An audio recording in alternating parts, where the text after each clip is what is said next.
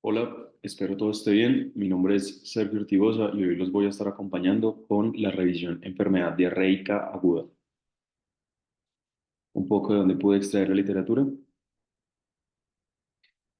Empezando con las definiciones, vamos a ver que la enfermedad diarreica aguda se define como esas heces líquidas o acuosas que van acompañadas de un aumento en la frecuencia. Ese aumento en la frecuencia es descrito como mayor o igual a 3 deposiciones en 24 horas en un periodo menor a 14 días, porque después de 14 días dejaría de considerarse como aguda.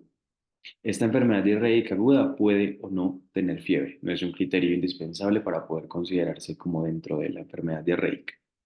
La diarrea prolongada va a ser ese periodo de duración entre los 7 y 14 días, según el IEPI, y la diarrea persistente va a ser esa diarrea que tiene una duración mayor de 14 días.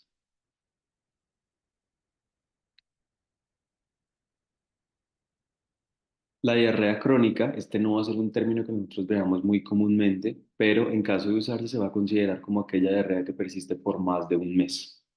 Hay tres enfermedades muy clásicas que usualmente se relacionan con una diarrea crónica.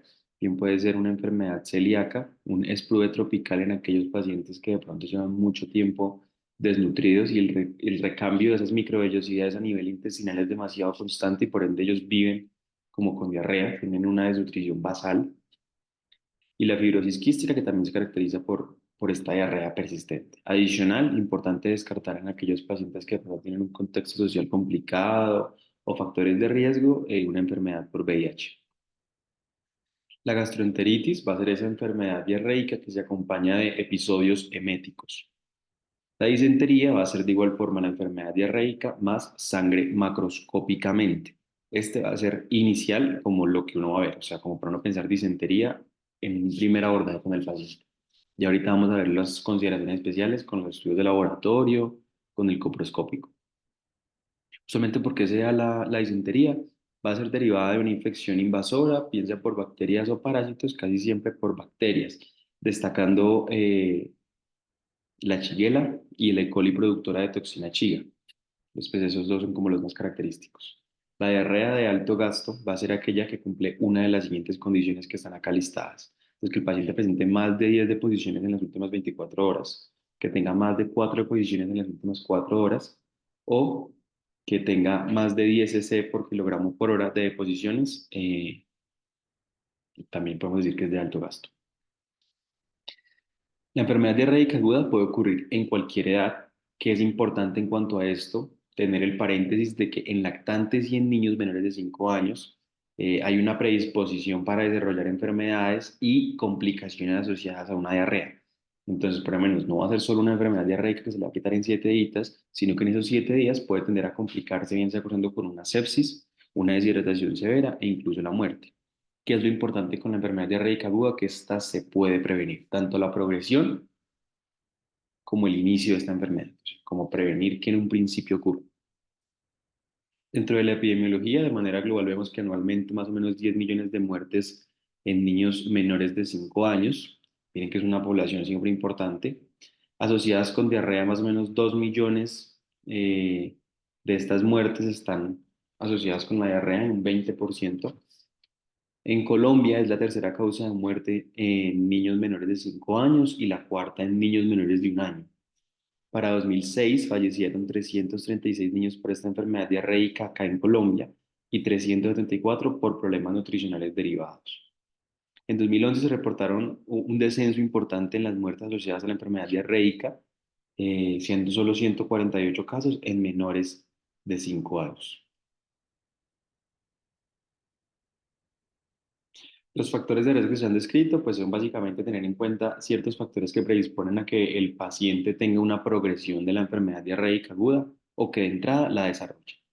Entonces, dentro de esto vamos a encontrar que el paciente tenga ausencia de lactancia materna, que el paciente tuviera una ausencia completa de la lactancia materna o una suspensión precoz de esto, es decir, que no alcanzara a completar los 6 meses con solo lactancia materna exclusiva, ya se considera con ese factor de riesgo, que tenga una entre 6 y 11 meses, que haya tabaquismo en el hogar, que usen agua contaminada para el consumo o la preparación de alimentos, que tenga una anemia de base o una desnutrición de cualquier grado.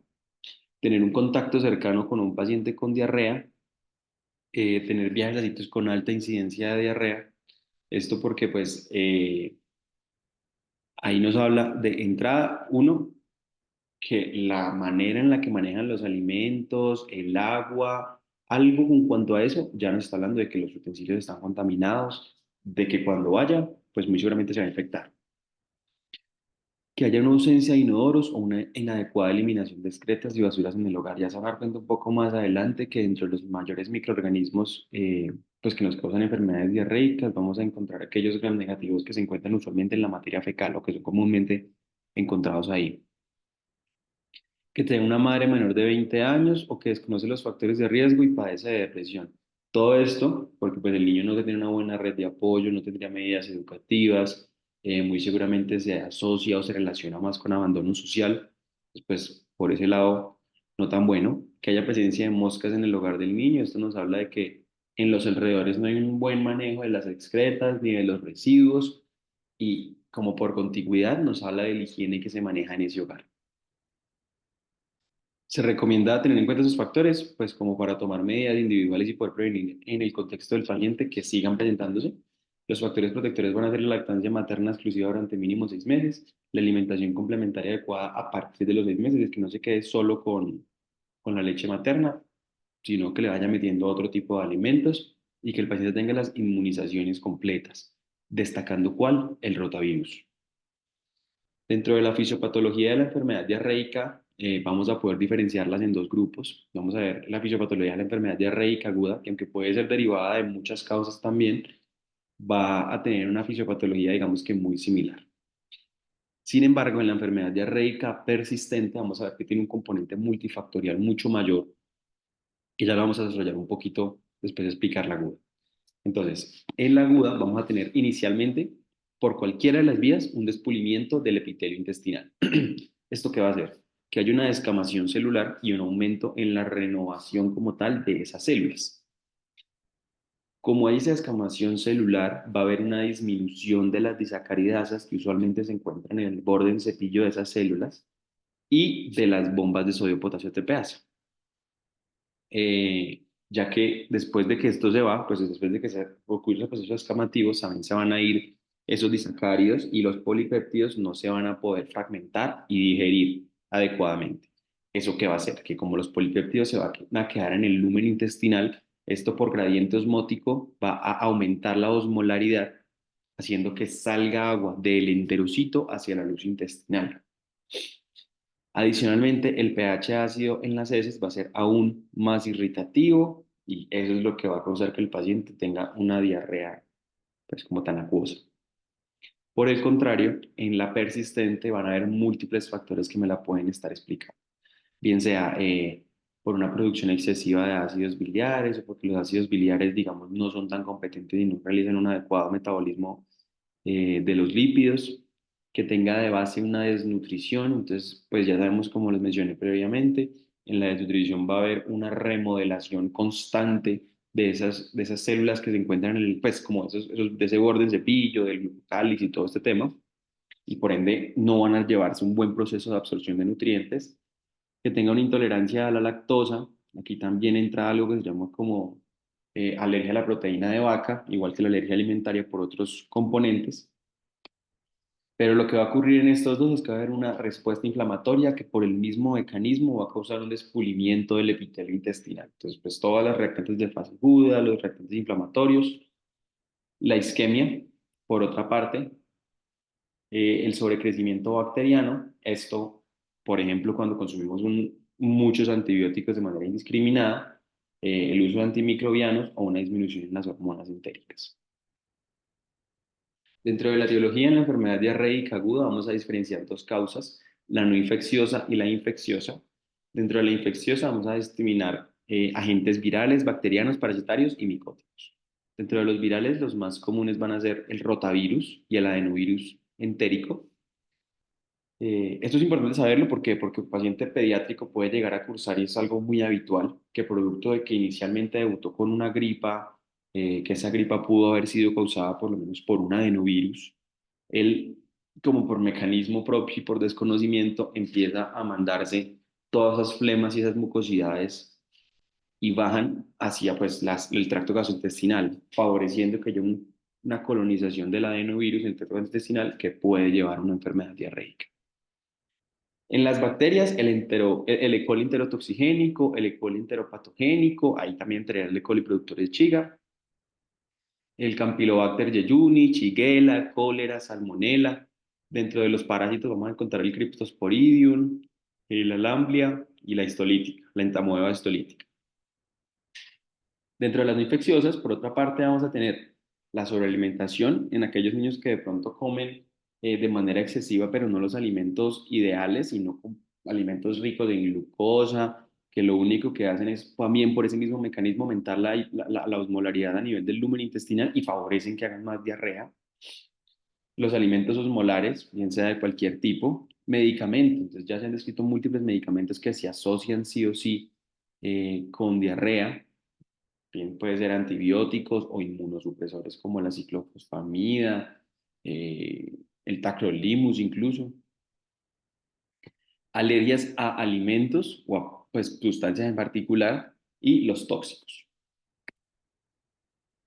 Dentro de la trilogía, pero de la diarrea persistente, es importante identificar qué factores de riesgo específicos para diarrea persistente nosotros tenemos descritos.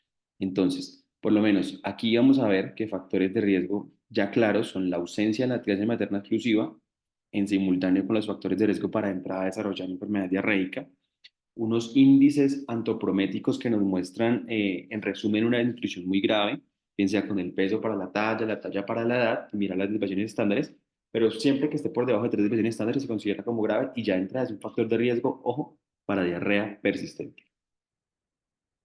Que de pronto tenga un uso de antibióticos en episodios previos para enfermedad diarreica aguda, que tenga cualquier tipo de inmunodeficiencia, que tenga más de 10 deposiciones por día, es decir, que sea una diarrea de alto gasto, ya nos predispone a que si no se le da seguimiento y manejo temprano, puede que termine con una diarrea persistente y una deshidratación recurrente. ¿Qué es lo que nosotros vamos a hacer cuando ya sabemos que el paciente pues, está con una diarrea persistente? Mirar si tiene los factores de riesgo, identificarlos para después poder hacer intervenciones tempranas y adicional, evaluar causas de las causas que mencioné acá. Entonces, lo mismo, también pensar si está cursando de pronto con algún germen, pero que a diferencia de estos tan típicos sea un germen atípico, que de pronto sea un carácter sumativo y poder evaluar de pronto qué factores previos se están complementando y están haciendo que sea persistente. Y también hay que considerar ciertos diagnósticos diferenciales, como cuáles, como que sea un paciente pronto que tenga una infección por VIH, que tenga un colon irritable, que tenga efectos enzimáticos congénitos para pues como para el metabolismo de los alimentos, que tenga una enfermedad celíaca, que tenga un síndrome de mala absorción intestinal, enteropatías perdedoras de proteínas. Y adicional, importantísimo poder evaluar si el paciente en un principio está desnutrido. ¿Cuál va a ser la clínica de esos pacientes con enfermedad diarreica aguda? Pues, como su nombre lo indica, de posiciones diarreicas, blandas, puede que tenga fiebre o puede que no, pero lo que tenemos que aclarar en cuanto a la clínica con una enfermedad diarreica aguda es poder determinar dos cosas fundamentales. Uno, si el paciente está estable hemodinámicamente y dos, si el paciente está o no deshidratado. Para poder mirar la estabilidad hemodinámica, pues básicamente tenemos que mirar los signos vitales y otros signos clínicos, pues que no esté hipotenso, que no esté tan taquicárdico, mirar la saturación de oxígeno, que no esté por debajo de 90. En cuanto al llenado capilar, que no es un llenado capilar prolongado, ya uno se empieza a preocupar y tiene un llenado capilar por ahí de 4, 5, o sea, 4 para arriba, uno ya empieza a correrle un poquito más a este paciente y de entrada también nos habla de que está deshidratado, muy seguramente porque la volemia no es suficiente y no alcanza a hacer una perfusión vista la adecuada.